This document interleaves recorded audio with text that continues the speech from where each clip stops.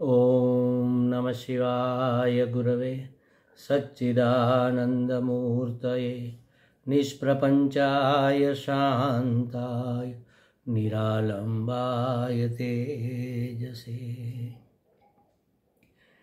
विश्वं दर्पणदृश्यमाननगरी तुल्यन्निजान्तर्गतं पश्यन्नात्मनि मायया बहिरिवोद्भूतं यथा निद्रया यत्साक्षात् कुरुते प्रबोधसमये स्वात्मानमेवाद्वयं तस्मै श्रीगुरुमूर्तये नमः इदं श्रीदक्षिणामूर्तये। जन्माद्यस्य यतोऽन्वयादितरतश्चार्थेष्वभिघ्नस्वराट् तेने ब्रह्महृदाय आदिकवये मुह्यन्ति यत्सूरयः तेजो वारिमृदां यथा विनिमयो यत्र त्रिसर्गो मृषा धाम्ना स्वेन सदा निरस्तकुहकं सत्यं परं धीमहि सत्यं परं धीमहि।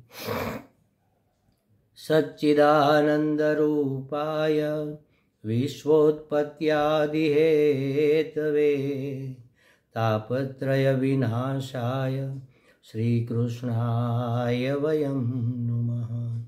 श्रीकृष्णाय वासुदेवाय हरये परमात्मने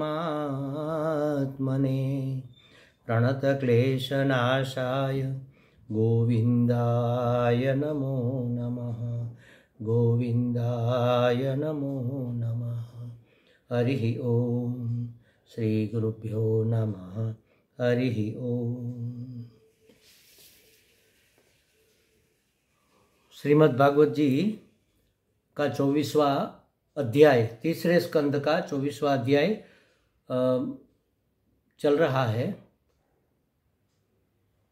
कपिल मुनि अपने पिताजी से कहते हैं, कर्दम ऋषि उसके पिता है और उसका कर्तव्य पूर्ण होने से, गृहस्थ का कर्तव्य पूर्ण होने से अब वह संन्यास लेना चाहते हैं और इसलिए कपिल भगवान से अनुज्ञा लेना चाहते हैं, उसकी आज्ञा लेकर, उसकी सम्मति लेकर वन में जाना चाहते हैं। तब कपिल भगवान उसको सम्मति देते हुए कहते हैं कि कोई बात नहीं, आप जाओ, मेरा जन्म भी इसीलिए हुआ है कि मैं सांख्य शास्त्र का उपदेश करूं। एतन्मे जन्म लोकेस्मिन् मुमुक्षूणां दुराशयात् प्रसंख्यानाय तत्त्वानां सम्मतायात्मदर्शने। क्या कहा कि इस लोक में मेरा जन्म दुराशयात, मतलब लिंग शरीर, जिसको हम सूक्ष्म शरीर भी कहते हैं, लिंग शरीर से मुक्त होने की इच्छा वाले मुनियों के लिए आत्मदर्शन में उपयोगी प्रकृति आदि तत्वों का विवेचन करने के लिए हुआ है। किसी मुनि को आत्मदर्शन करना है तो उसको प्रकृति और पुरुष आदि के तत्वों का विवेचन करना चाहिए और विवेचन करके पता चलेगा कि ब्रह्म सत्य जगन मिथ्या। तब फिर ये लिंग शरीर विलुप्त हो जाता है और उसकी मुक्ति हो जाती है।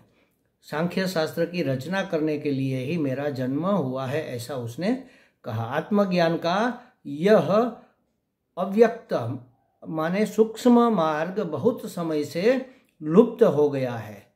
महाराज, क्यों आपको उसका उपदेश करना है? क्योंकि यह मार्ग था तो सही पहले, लेकिन अब बहुत समय से लुप्त हो गया, इसलिए इसको प्रवर्तित करने के लिए मैंने यह शरीर धारण किया है। गीता में भी भगवान कहते हैं, यदा यदा ही धर्मस्य ग्लानिर्भवति भारत। जब जब धर्म की हानि होती है, माने वह लुप्त हो जाता है, तब तब धर्म संस्थापनार्थाय संभवामि युगे युगे। उस धर्म की स्थापना करने के लिए मैं हर एक युग में प्रकट होता हूँ। तो इसलिए यहाँ भी कर्दम ऋषि ने, ये भगवान का ही एक अवतार है, उसने कहा, भगवान अवतरित होकर कपिल मुनि के रूप में आए हैं तो कहते हैं कि इसलिए मेरा जन्म हुआ है, मैंने अवतार धारण किया है।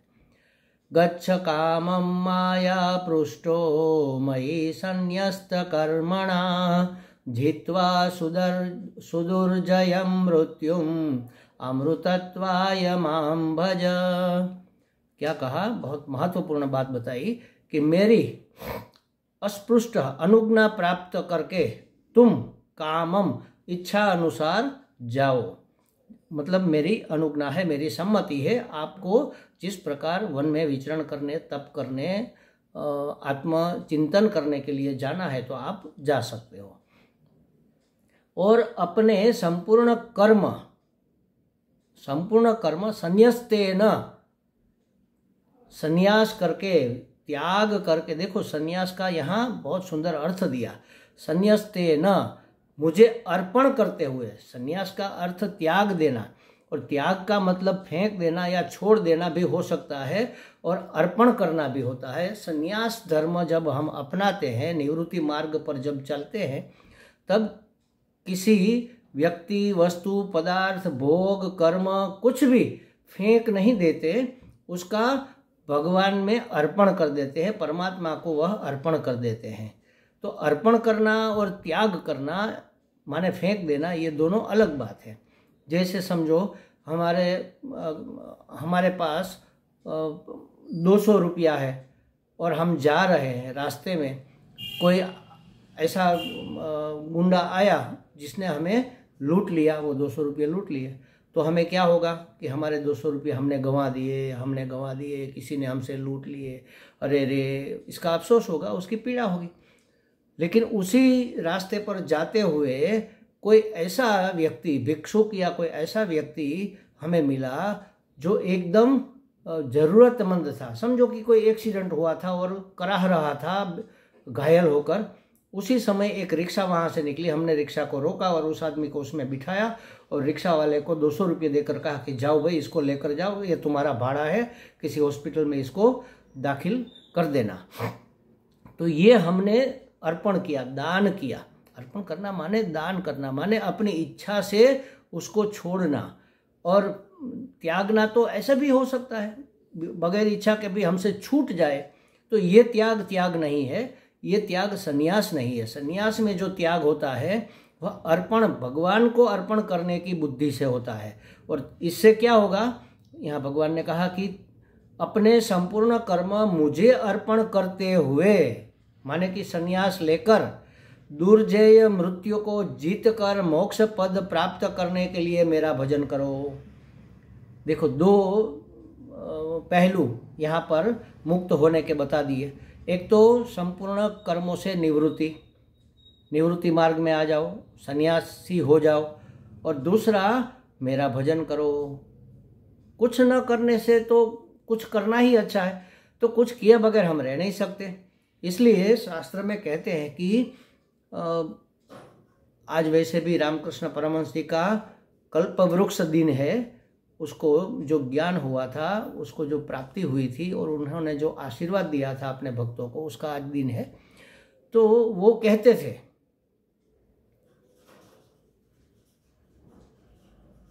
कि संसार से विराग हो जाए और परमात्मा से जब अनुराग हो जाए, तब ये सर्कल पूरा होगा, तब इसका नाम वैराग्य है, तब इसका नाम संन्यास है। संसार से माने जो जन्मने मरने वाली अनित्य वस्तु है, मिथ्या वस्तु है, विषय है, जो हमें सुखप्रद मालूम होते हैं, वास्तव में होते नहीं है, वास्तव में दुखद होते हैं।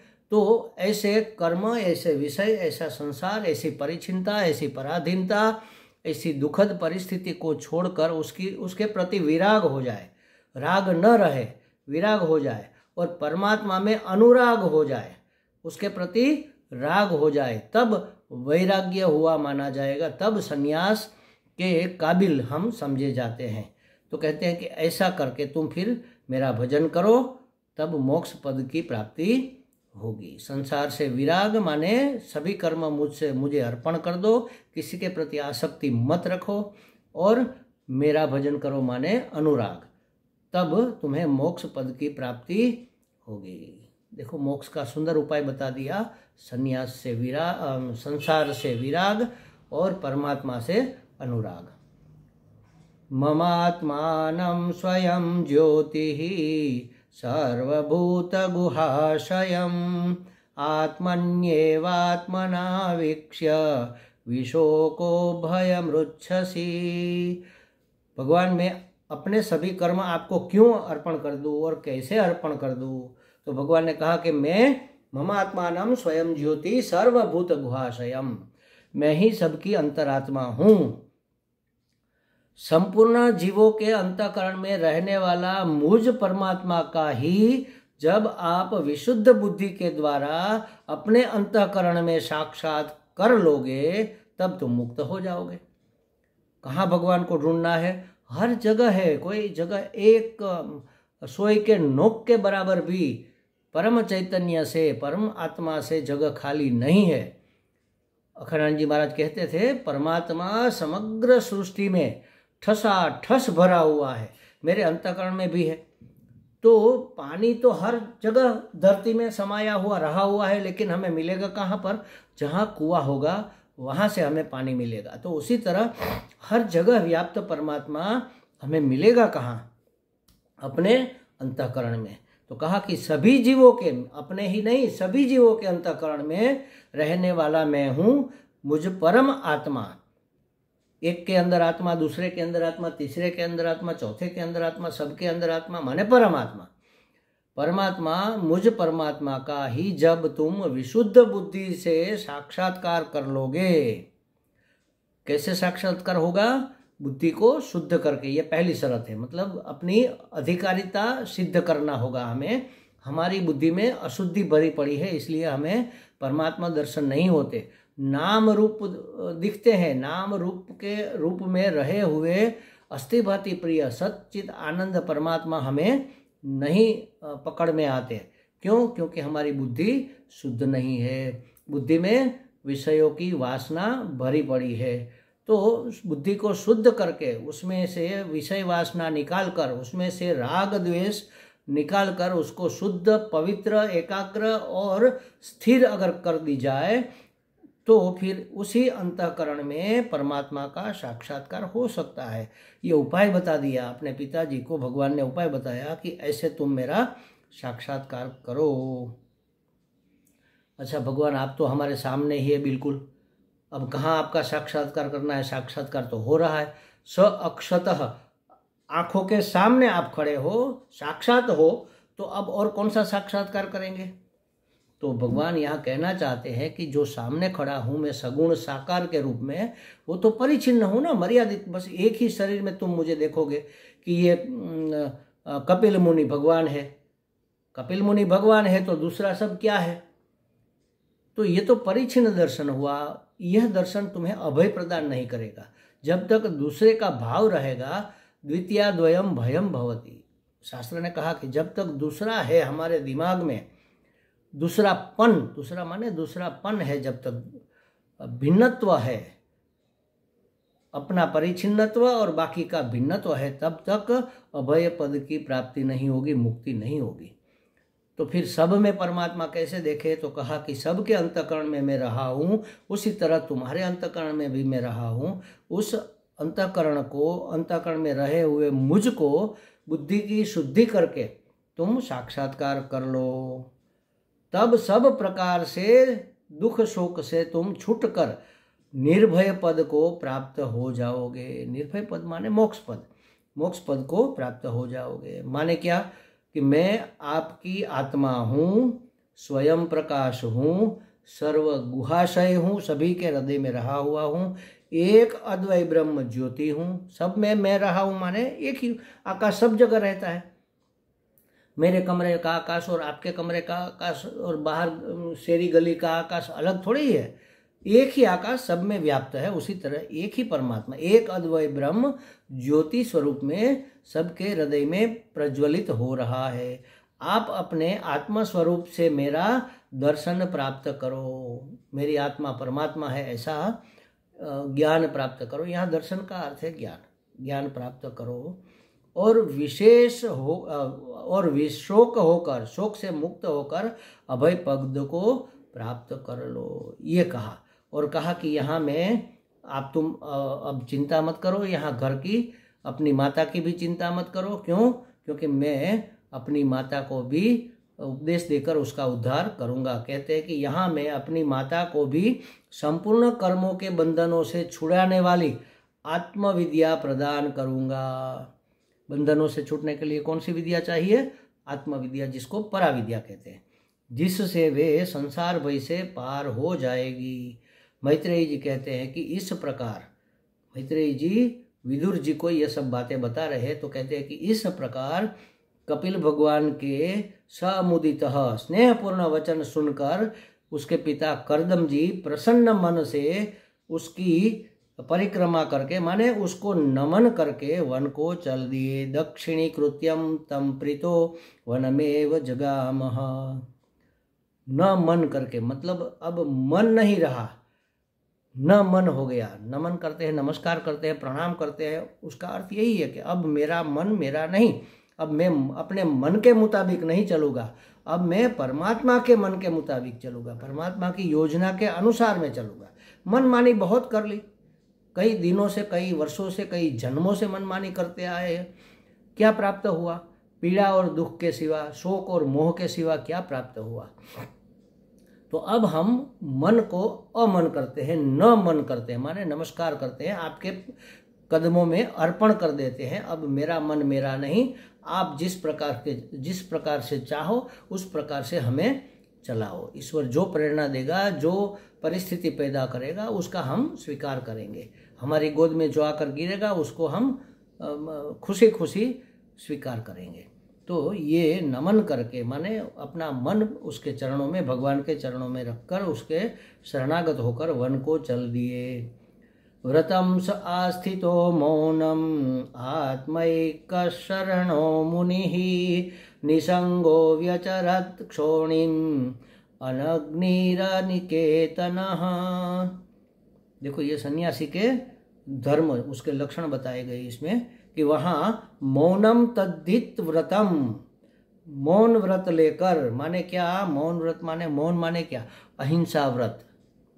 मन से भी मौन, विचार मतलब भाव से भी मौन, और कर्मेंद्रियों से, बाह्य किसी क्रिया से भी मौन। कुछ भी करेंगे हिंसा तो होगी ही। तो मैं करता हूँ, इस कर्ता भाव से निवृत्ति का नाम मौन है, और इसी का नाम अहिंसा है। और एक ही धर्म है, बाकी सब उसी में समा जाता है, उसी में विलुप्त हो जाते हैं। अहिंसा परमो धर्म। अहिंसा व्रत एक अगर पालन हो गया तो सब व्रतों का पालन हो जाता है। वास्तव में सूक्ष्म से सूक्ष्मतर हिंसा नहीं करना, इसी का नाम अहिंसा है। मन से भी नहीं, भाव से भी नहीं, व्यवहार से भी नहीं, वर्तन से भी नहीं, कार्य से भी नहीं, किसी प्रकार नहीं।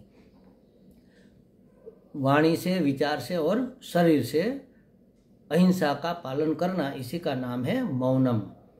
तो अहिंसामय संन्यास धर्म का पालन करते हुए, देखो संन्यास धर्म में अहिंसा का पालन करना होता है। जब संन्यास लेते हैं तब हमें प्रतिज्ञा करवाई जाती है कि हम सभी प्राणियों को, पूरे जगत के सभी जीवों को अभय प्रदान करें।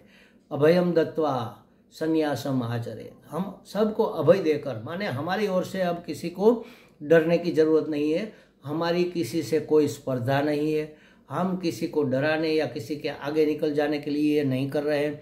हमारे हाथ से किसी की भी हिंसा नहीं होगी, हम किसी को ठेस पहुंचाए ऐसा कोई व्यवहार, ऐसी कोई वाणी, ऐसा कोई वर्तन हम नहीं करेंगे। इसी का नाम है अभयम दत्वा, अभय प्रदान करके। यही है सन्यासियों का धर्म। सन्यास धर्म का पालन करते हुए एकमात्र परमात्मा शरण हो गए। उसके पिताजी अहिंसामयी सन्यास धर्म का पालन करते हुए एकमात्र परमात्मा के शरणागत हो गए, तथा अग्नि और आश्रय परित्याग करके निसंग भाव से पृथ्वी पर विचरने लगे। अग्नि, निरग्नि, सन्यासी निरग्नि होता है। निरग्नि माने स्थूल अर्थ में अग्नि का त्याग करता है, माने वह अपनी रसोई नहीं पकाता, भात भात के व्यंजन के लिए भाग दौड़ नहीं करता, माने रसनेन्द्रिय का भोग त्याग देना वही निरग्नि होना है, और आश्रय का त्याग कर देना, अनिकेत हो जाने का मतलब है जननेन्द्रिय का भोग त्याग देना। देखो ये जो हमारी जिह्वा है ना, वो भोजन के लिए लालायित रहती है। जब तक ये भोजन और भात भात के रस लेने के लिए रसना लालायित रहती है, तब तक हमारी जननेन्द्रिय भोग के विषय को छोड़ नहीं पाती। ये दो विषय ऐसे है, इसको अगर छोड़ दिया जाए तो बाकी सब छूट जाएगा अपने आप। ये दो ही सबसे प्रमुख और बहुत कठिन है। ज़्यादातर संसारी लोग इसी के पीछे पूरा जीवन बर्बाद कर देते हैं। तो उसके लिए एक शब्द बहुत सुंदर भागवत में ही आया है, हमें याद नहीं आ रहा है, परायण, ये जब याद आएगा तो बता देंगे। मतलब यही कि अग्नि और आश्रय का त्याग करके, माने रसनेन्द्रिया और जननेन्द्रिय के भोगों का परित्याग करके निसंग भाव से, किसी से लिप्त हुए बगैर, किसी से आसक्त हुए बगैर इस पृथ्वी पर विचरण करने लगे। देखो महाराज, ये आसक्ति इतनी कठिन, इतनी मुश्किल त्यागना है इसको, आसक्ति को, हमें पता भी नहीं चलता, और पीछे के दरवाजे से माया अपना काम कर देती है। जैसे मैं कहता हूँ कई बार, जब हमारा कैंप होता है भावनगर इत्यादि में, तो लोग आकर बैठते हैं। अब जो बहुत सिंसियर साधक है वो तो पहले आ जाते हैं, आगे की रो में अपना स्थान ले लेते हैं, वो तो कायमी वहीं पर बैठते हैं, एक ही जगह पर आकर अपनी सीट पर बैठ जाते हैं। अब समझो कि वो आसक्त नहीं है, निरासक्त है, असंग व्यक्ति करीब करीब हो गए हैं। अब किसी कारणवश आज आने में थोड़ी देर हो गई, और उसकी जगह अगर कोई दूसरा बैठ गया तो उसको क्या लगेगा? पूरे प्रवचन में बस यही विचार, जब जब उधर ध्यान जाएगा, अरे आज मेरी जगह पर ये बैठ गया, आज मेरी जगह। अरे 5 दिन आप यहाँ बैठे तो ये जगह आपकी हो गई। देखो, जगह से भी हमारा चिपकाव हो जाता है आसक्ति। आज वो मेरी जगह पर बैठ गया, आज मैं अपनी जगह प्राप्त नहीं कर पाया, तो अपनापन कहाँ से घुस जाता है। तो ऐसे संग को त्याग कर, इसीलिए महात्मा लोग ज़्यादातर विचरण करते रहते हैं, परिव्रजन करते हैं, इसलिए परिव्राजक कहते हैं। एक जगह नहीं रहते, जगह का भी मोह हो जाता है। एक घर से भिक्षा नहीं लेते, वहाँ का भी मोह हो जाता है। एक ही प्रकार का भोजन नहीं करते, स्वाद का भी चस्का लग जाता है। तो घूमते रहते हैं बस घुमंकर की तरह, कि हर दिन नया, हर जगह नई, हर व्यक्ति नए, हर भोजन नया, हर रोज नया, किसी की आसक्ति न होने पाए। तो कहते हैं कि ऐसे निसंग भाव से पृथ्वी पर विचरने लगे। एक जगह क्यों नहीं बैठे? क्योंकि एक जगह ठहरना आसक्त होने की शक्यता पैदा हो जाती है वहाँ पर, इसलिए महात्मा लोग विचरण करते रहते हैं। संन्यास एक प्रदीप्त अंतर्दृष्टि है महाराज। संन्यास का मतलब सिर्फ भगवा पहन कर घर से निकल जाना, परिवार को छोड़ देना, इतना ही नहीं है। अंतर्दृष्टि है। अंतर्दृष्टि माने दिव्य दृष्टि है, जिसमें किसी व्यक्ति, किसी वस्तु, किसी पदार्थ, किसी स्थान की आसक्ति नहीं होनी चाहिए, उसके प्रति कोई प्रीति नहीं होनी चाहिए। ऐषणात्रय रहित होकर कैसे भी गुजर बसर कर ली जाती है, इसको कहते हैं संन्यास। ऐषणात्रय माने तीनों ऐषणाओं का त्याग। बहुत सारी ऐषणाएं, ऐषणाएं माने इच्छाएं, कामनाएं बहुत सारी है, लेकिन उसको 3 भागों में हमारे शास्त्र ने बांट दिया है। एक तो है पुत्र ऐषणा, माने पुत्र, परिवार, परिकर, जो भी कह लो, सन्यासी है तो उसके शिष्यगण है, ये सब भी उसका परिकर है। तो पुत्र, परिवार इत्यादि, मित्र, पुत्र, कलत्र इत्यादि का मोह नहीं होना चाहिए, तो इसको कहते हैं पुत्रेषणा का त्याग। फिर होता है वित्तेषणा का त्याग। वित्त माने धन संपदा, संपदा भी उसी में, वित्त में ही आती है। गाड़ी, बंगलो, वाड़ी, धन दौलत, पैसे, जवाहरात, सोना, गहना, ये सब वित्त कहलाता है। पशु, हमारी सुविधा के लिए जो भी साधन हमें, उत्कृष्ट साधन हमें प्राप्त होते, ये सब वित्त में आते हैं। तो वित्तेषणा का त्याग, घर भी वित्त में आ जाता है। तो वित्तेषणा, उसके प्रति की आसक्ति का, उसके प्रति मोह का त्याग, उसकी लालच का, उसके प्रति लालायित्व का त्याग। और तीसरा है लोकेषणा का त्याग, किसी अच्छे लोक में जाएंगे, वहाँ सुख भोगेंगे, ब्रह्मलोक में जाएंगे, ऐसी भी कामना नहीं। और इस लोक में हमारी ख्याति हो जाए, लोग हमें पहचाने बड़े महात्मा के रूप में, ज्ञानी पुरुष के रूप में, त्यागी के रूप में, अहिंसक के रूप में, शांत के प्रशांत के रूप में, संतुष्ट व्यक्ति के रूप में, ये भी हमारी एक ऐषणा है। तो वह भी न रहे, जिसको जो मानना है माने, आप अपने में स्वस्थ रहो, बस स्व में स्थित रहो। दुनिया तो पूरी दुनिया को कभी कोई संतुष्ट नहीं कर पाया, राम जी भी नहीं कर पाए, तो हम किस खेत की मूली है। हमें अपनी एग्ज़ाम लेनी है और हमें अपने ही कापी जांचनी है और हमें अपने को ही पास नापास करना है कि हम कहाँ तक उत्तीर्ण हुए हैं अपने लक्ष्य की ओर आगे बढ़ने में। यही हमारा काम है। तो कहते हैं कि तीनों ऐषणाओं का, वित्तेषणा, लोकेषणा, पुत्रेषणा, तीनों ऐषणाओं का त्याग करके जैसे कैसे भी गुजर बसर कर लेना और आत्मस्थ रहना, परमात्मा चिंतन में ही रहना, ब्रह्म चिंतन में ही रहना, यही है सन्यासी का जीवन धर्म। तो कहते हैं कि जो कार्य कारण से अतीत है परमात्मा, जो सत्वादि गुणों का प्रकाशक होते हुए स्वयं निर्गुण है और जो अन्य भक्ति से ही जो अनन्य भक्ति से ही प्रत्यक्ष होता है, उस परम ब्रह्म में उन्होंने अपना मन लगा दिया। किसने? कर्दम ऋषि की बात हो रही है। कर्दम ऋषि ने उसमें अपना मन लगा दिया। तो कर्दम ऋषि निरहंकृति निर्ममश्च निर्द्वंद्व सम्यक समदृक् स्वदृक् प्रत्यक्ष प्रशांत धीर धीर प्रशांतोर्मिरिवो दधीः। कैसे हो गए? अहमता ममता और कामना से रहित हो गए, सुख दुख आदि द्वंद्वों से छूट गए, समदर्शी हो गए। ये बहुत सुंदर वस्तु है। समदर्शी हो जाना, समत्व को प्राप्त होना, यही मुक्ति का अंतिम पड़ाव है। अंतिम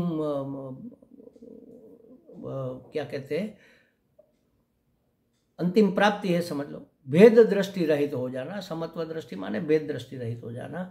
ऐसे होकर स्वदृक् हो गए, सब में अपनी आत्मा को देखने लगे और सबको अपनी आत्मा में, अपने को सबकी आत्मा में।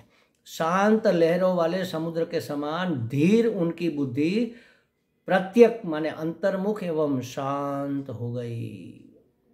तो ऐसा होने से क्या होगा? आत्मदर्शन हो जाता है। तो इस तरह से वह अपनी साधना आगे बढ़ाते हैं और अंत में जाकर परमात्मा को प्राप्त हो जाते हैं। इसकी बातें हम आगे करेंगे। ओम पूर्णमदः पूर्णमिदं पूर्णात् पूर्णमुदच्यते पूर्णस्य पूर्णमादाय पूर्णमेवावशिष्यते। ओम शांति शांति शांति।